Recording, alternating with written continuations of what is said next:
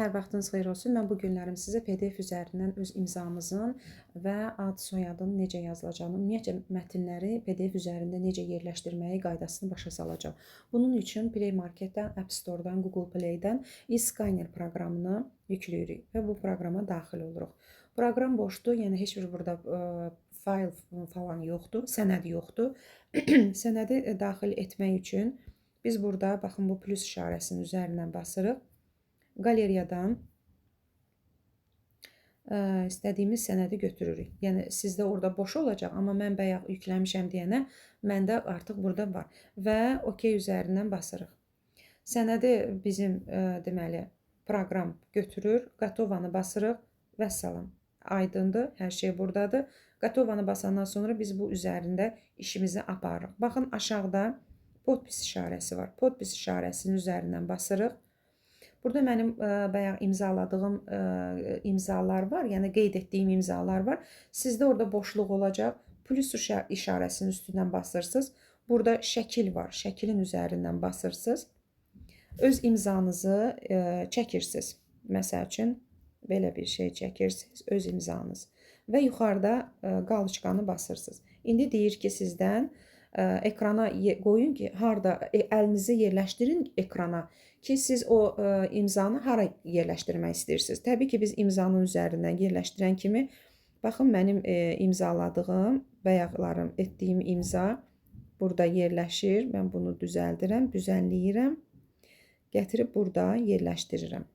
Bu mənim imzam. İndi mən text hissəyə keçmək istəyirəm.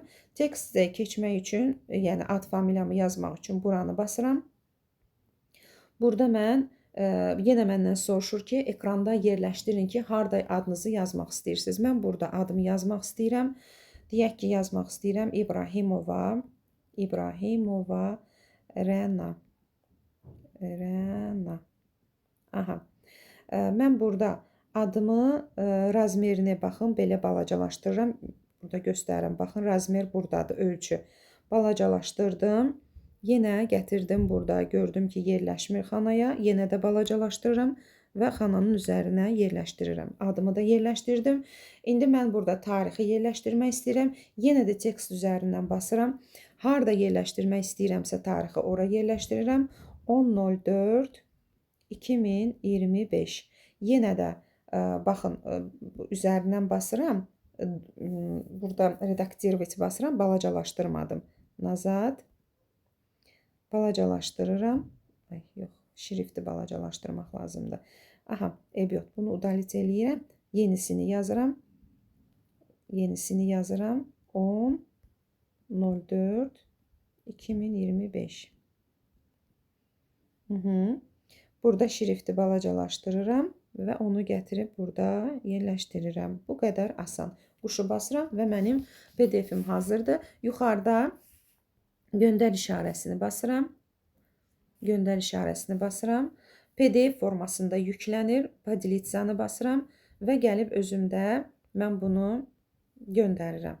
Baxın, artıq imzalanmış və yazılmış formada özümə göndərdim PDF formasında. Bu qədər asan.